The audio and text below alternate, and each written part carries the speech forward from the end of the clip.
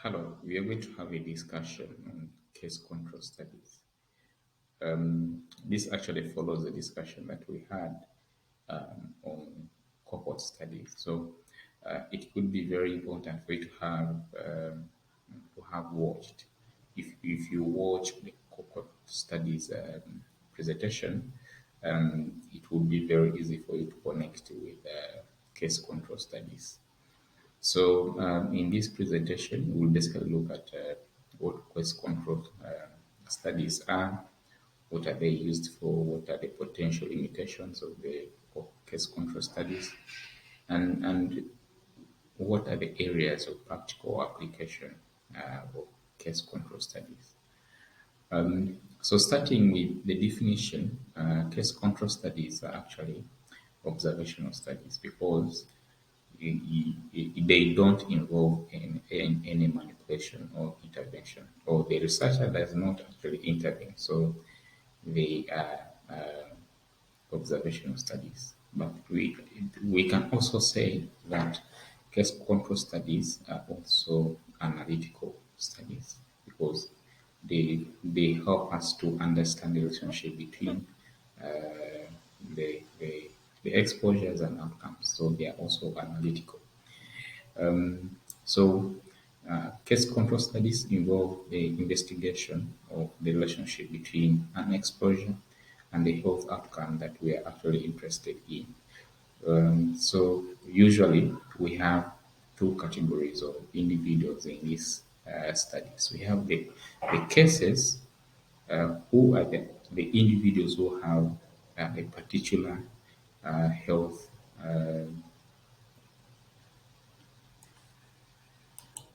So the cases have they have the disease that we are interested in, and then the controls are those that do not have the disease that we are interested in. And the disease that we are interested in is what we are calling the outcome of interest, or the health outcome generally. So we want to understand whether the exposures, which are usually the risk factors, are associated with the health outcome of our interest. So how do we conduct case control studies? We basically start with selecting the cases and then the controls. So that means that we should have a clear criteria of helps us to define who falls into the cases and who falls into uh, the controls. And then after that, we now can collect data related to the exposures and also the, the outcome of interest.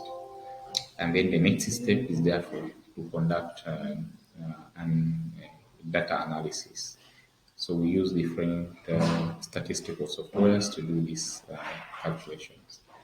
And then we also have different statistical methods to use. We can either calculate the odds ratios or other calculations. So the case control study is actually very important because we can actually study conditions that are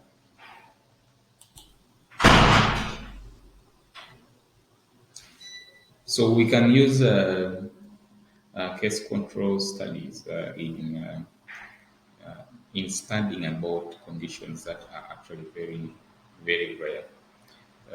This is very important because we don't have we in rare conditions we don't have enough samples to follow up over a long period of time, just as in cohort studies. In cohort studies, you need a condition that is quite common and you can follow up that condition for a longer duration.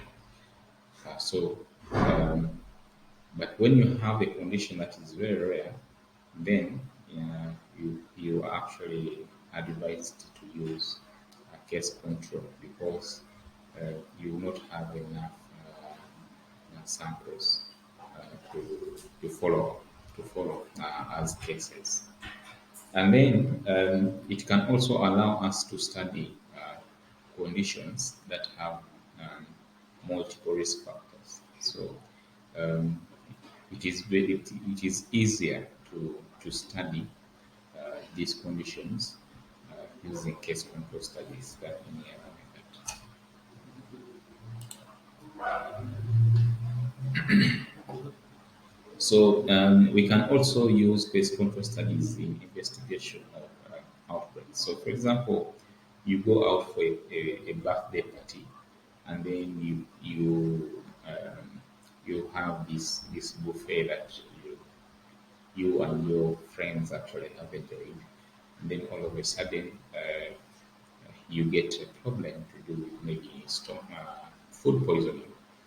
So you may be interested in investigating which of the foods that were served at the party actually resulted into or was actually poison or had food poisoning.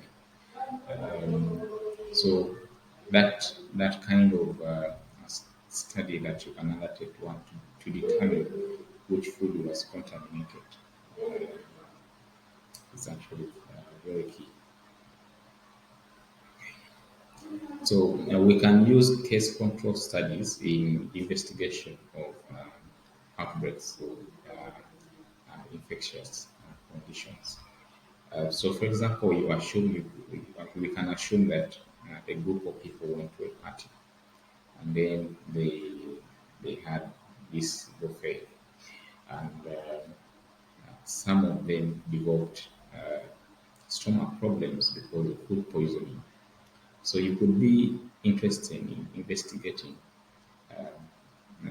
where the source of contamination came from, or which food was actually contaminated. So you can carry out a case control study and calculate the risks or the chances that a particular food was actually responsible for the food poisoning which manifested in those who ate. And then we can also apply case control studies in studying genetic and environmental interactions, and then also in understanding how genes interact with environmental factors, especially in conditions such as cancers and also heart disease. So one of the well-known case control study is the Nolan Hill study. Uh, these people actually investigated the relationship between between smoking and lung cancer. So they were able to indicate that smoking is or smoking has a causal relationship with development of lung cancer. So selection of controls and cases is actually very important because if it is not well done, issues of bias can result, and also the ability of the results to be representative of the general population would be a challenge. So it is very important that a clear and consistent criteria is used to determine the cases, those who have the condition, and also those who don't have the cases who are holding the controls. So that means that you need to have a clear case definition. Okay, you need to have a clear case definition. A case definition is one which outlines the criteria or the manifestations that should be present for an individual to be said to be a control or or a case. So if the person has particular signs and symptoms that fits the case criteria or the case definition, then they become the cases. It becomes a member of the cases. If they don't have, then they can qualify to be amongst the controls. So where do we get the cases? We can get the cases from the hospital or the clinic, and then we can also check with the disease registry. Okay, we can go and check in the registers and check for people who perhaps are diagnosed with particular conditions. Uh, and then we can also look at, we can get cases from public health interventions such as mass screening, and then also uh, individuals who have ever been in another study before, or for example, cohort study. The controls have to be people who are actually similar to the people who have the disease. So the controls have to be similar to the cases. The major distinguishing thing is that for them, they don't have the disease of interest. So we can get them from the population where we get the cases. Um, they can be in the neighborhoods, it can be friends, it can be in the hospital records. So the key thing is that the controls have to come from a population that is similar to the cases. One of the challenges of case control studies is the fact that there could be bias. So this bias can be selection bias, that is misclassification of individuals. It can result from not appropriately matching people uh, to to their respective. For example, if you have a control, then you should match. If you have a case, you should match it with a control that has similar characteristics. So you can also have information bias that can come from not being able to accurately and consistently measure the disease or outcome in the right way. And then we have confounding variables. That is when we have other factors that affect the outcome of interest, and we have not taken into consideration that in consideration of that in our analysis. So we need to make sure that we carefully select the controls and, and the cases. The tools that we use to measure the outcome of interest should be standardized tools, okay, such that we can get reliable results. And that the analysis is also very important. We need to use the appropriate statistical methods, the appropriate techniques in analysis of this data, and even interpret it in the right way. Interpretation can also cause issues to do with bias. The people who are going to be collecting data should be well trained, and they should use the data collection tools consistently and appropriately. So if we don't select people from the right sources, we get issues.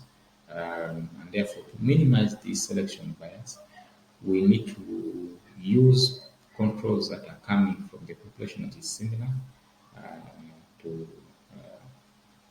the controls should come from populations that are similar to the controls, and we should also match the cases with the appropriate. But this is with the appropriate control. This is to say that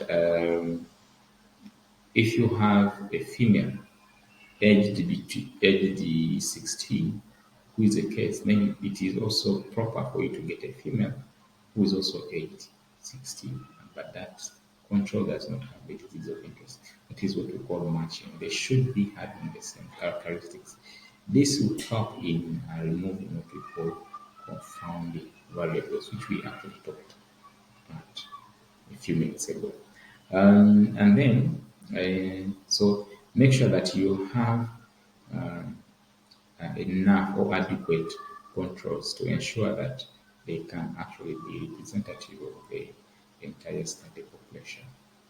So selecting the appropriate number for cases and controls is very important, and this is the concept of sampling. We have different methods of sampling, and we are going to start with looking at frequency matching. Uh, the interest in this case or in this type of sampling in case control is that the distribution of the characteristics should be similar in the control and then also in the cases. Okay, so if we have the cases being predominantly female, then it is also logical to have the controls being predominantly female. This is very important because it can remove issues to do with confounding variables. And then we have individual matching. So if you get one case, then you have to match it with a control that is basically similar with in terms of age, in terms of gender, and other characteristics. Still, the emphasis is to remove issues with confounding variables. Random is when you select uh, cases and controls randomly from the population. This can be very easy to carry out, but the challenge is that you may not be managing confounding factors. So that is the only challenge in sampling. Density sampling is when controls and cases are selected from the same population at the same time. So time is very important because some exposures exist at a particular time. So you need to make sure that you carry out, you get the cases and the controls within the same time frame. So after having the cases and the controls, you now need to go to the next step, which is basically collecting the data that you want, depending on the questions that you actually want to answer. So you can use questionnaires, or you can go into the medical records or the medical registers, or you can actively collect um, by information on biomarkers. We shall look at what biomarkers are uh, in the next few slides. So after collecting that data, you need to carry out an analysis. Um, you need to calculate and correctly interpret the odds ratio, because this is actually the, the commonest indices that you can use in interpreting information that comes from the case control study. This is not to say that there are no other ways in which you can interpret or analyze data from case control studies. So keep in mind that we have other variables that can influence the disease of interest or the outcome of interest. So you always need to take care of these potential confounding factors, adjust for them, such that the exposure that you're interested in is the one resulting in the health outcome that you are actually studying. So odds ratio is the primary measure of association between the exposure and the health outcome of interest in case control studies. So it measures the strength of association between the exposure and the outcome of interest in case controls. So it is basically about the association. It does not tell us much more about the causation. It only tells us that if if you smoke more, you're likely to get cancer. That's just the association.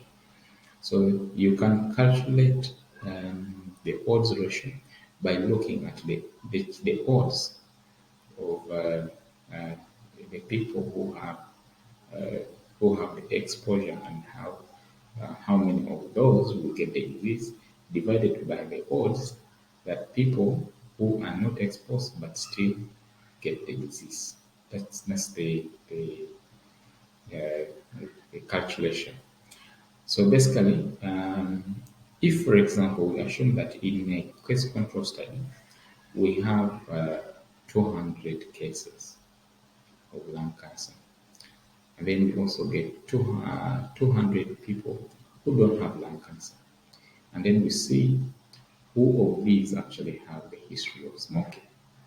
So 150 have smoked or have the history of smoking, and then 50 of the controls do not. 50 of the controls actually have a history of smoking. So now you can calculate the odds ratio by following the following steps. One is that you construct what we call a 2 by 2 table. So the 2 by 2 table is that you have the condition of interest uh, in columns, and then the rows have the risk factor. So, so assuming, or basically using an example, we say that the individuals who have uh, lung cancer and they have smoked, those those fall under A. Okay, people who smoke but they don't have cancer, lung cancer, they are B. Okay, and then we move to C. The people who have lung cancer but they don't smoke, they are C. And then the people who do not smoke and they do not have lung cancer, they are D. So to calculate the odds ratio, you basically have to feed in the fill the A, the B, and C, and then D. Fill those gaps. When you fill those gaps appropriately, you can now move to the next step, which is basically to say that A times B divided by B times C. Okay, so the simplest thing to keep in mind in this case is that you get the odds for individuals who have the risk factor or who are exposed and they have the disease. Okay, divide those odds that you have obtained with the odds of people who have the disease but they don't have the risk factor. That actually gives you the odds ratio. So in this calculation that we have just shown, you get an odds ratio of 9. The interpretation of this is that um, the the odds of getting lung cancer in smokers is 9 times higher compared to those who do not smoke. Um, so the overall interpretation of the odds ratio is that if you get an odds ratio of 1, that means there is no relationship between, or there is no association between the risk factor or the exposure and the health outcome of interest.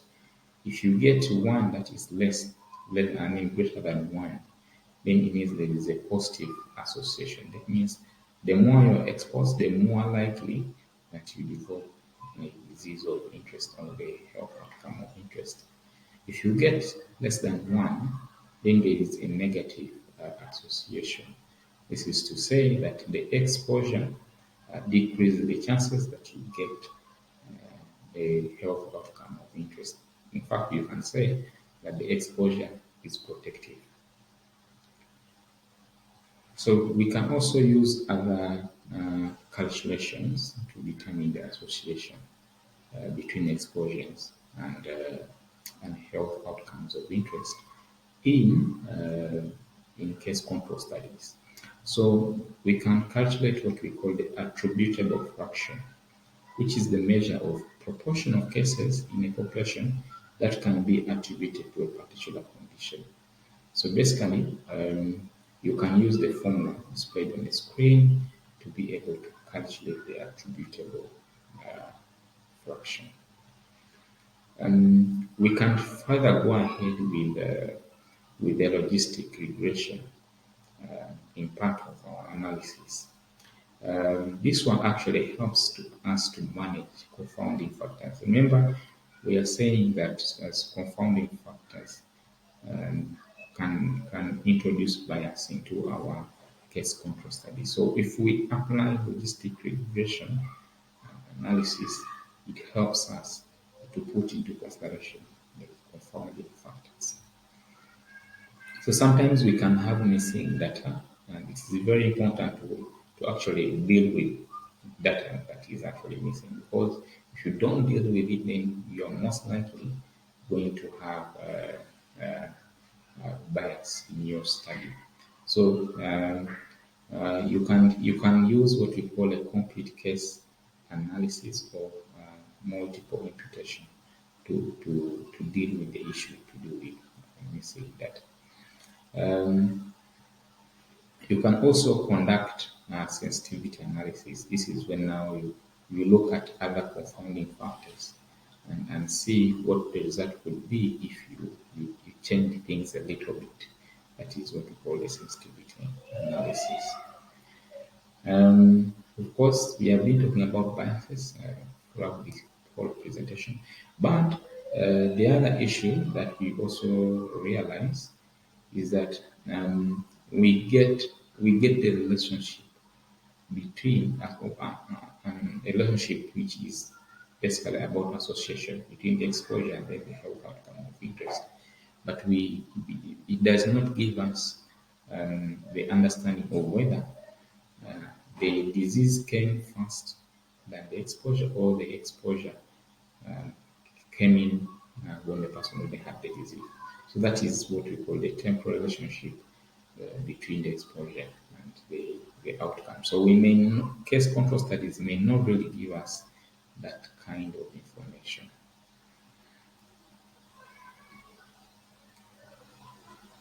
So it is very important that we can generalize information that we get after calculating the different odds ratios in case controls. It is very important that you actually define the population that you are actually going to study. That is when now you can draw proper generalization about. That's when you can draw generalization from your conclusions about the study or from the findings of the study. So you need to be very careful in making sure that you actually follow the appropriate guidelines and actually very transparent and comprehensive in reporting the findings of your study. Because if you don't report the findings of your study in an appropriate way, then we may not actually be in position to say that these findings uh, actually represents what we could obtain from the general population. So that is an issue to do with the ability to generalize findings. Um, we have some concepts or advanced concepts in case control studies, and we're going to look at each of these in detail. Um, so we have variants of case control studies. One is matched case control. Uh, this one, you basically is basically what we had actually talked about earlier on, that the individuals have to be matched with or the cases have to be matched with the controls that have similar characteristics, either in terms of age, sex, or any other characteristic. This is the case. This is actually very important in managing confounding factors.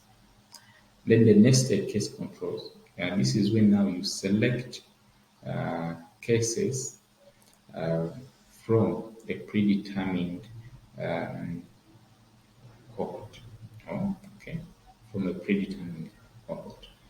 This is very important still in trying to manage confounding factors.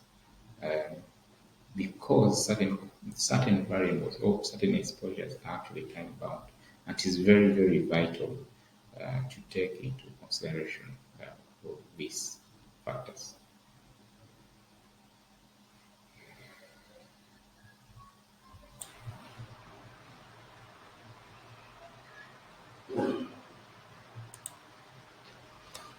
Okay, so for cases, that, for example, the exposures occur only for a brief period of time. What has happened again?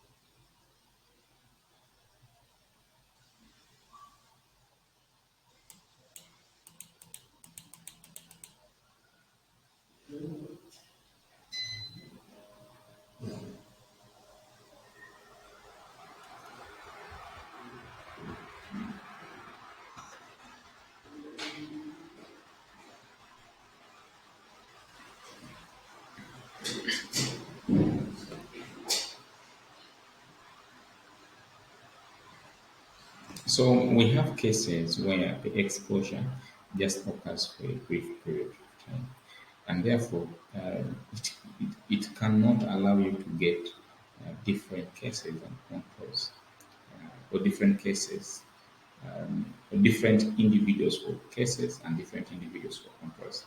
So you may instead have the cases acting as their own controls. So the same individuals who are cases are the same individuals who are going to be uh, controls. So this only happens if you have an exposure that only happens for a brief period of time. So you compare the exposure frequency for the duration of exposure, which we are basically calling the hazard period, and then compare that with the control period, which is the period when the exposure is no longer happening. So we earlier on talked about biomarkers as one of the things that can be measured in case controls. Um, so basically, biomarkers can help us to predict the occurrence of a particular health condition or a particular health process. Okay, so these are basically biological molecules. So they can either be proteins, enzymes, hormones, or any other things. These molecules can tell us whether the chances that a person can develop a certain disease, and also can tell us the level of progression of certain diseases and the likelihood that the person can get cured or the person may die from a particular condition. Okay, so but they're actually very, very important, and we can use them in case control studies. So, for example, blood glucose levels can tell us about diabetes, how a person's diabetes is progressing, or whether if the person is taking medication and the diabetes is improving, or before the person gets diabetes. Um, these biomarkers can tell us uh, that this person is likely to get diabetes. So those are examples of biomarkers that we can use to predict. So the issue is that these biomarkers the measurements or the quantification of these biomarkers needs to be standardized, so that the interpretation is actually the same, regardless of where uh, the measurement takes place. So the issue is that we don't want what we call false positive or false negative results, because they actually influence the final interpretation of our findings. The major issues in case controls are that case control studies are that one, make sure that you appropriately select the controls, and then two is that you have the appropriate ways of measuring the exposure. And then three, make sure you use the appropriate statistical method in calculating your findings. Um, so the key things that are actually ongoing is people are looking at how to integrate machine learning and artificial intelligence into conducting case control studies. These are actually evolving developments that will influence how case controls can be conducted in the future. Thank you for listening.